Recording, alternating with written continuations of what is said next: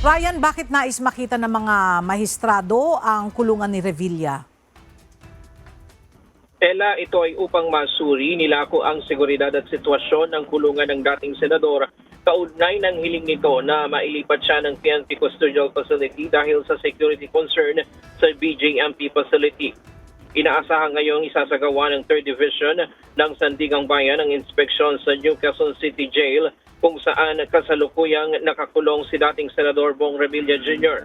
Kasama niyang nakapiit ang 4 na kapwa-akusado na sina Bryce Hernandez, JP Mendoza, RJ Domasig at Juanito Mendoza.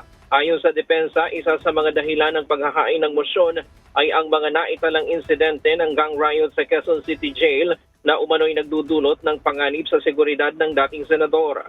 Kaninang umaga, maagang dinala si Revilla sa Sandigang Bayan kung saan nakasuot ito ng kulay dilaw na uniform ng BJMP para sa arraignment at pre-trial ng kanyang kaso kaugnay ng 92.8 million Ghost Project sa Pandi, Bulacan.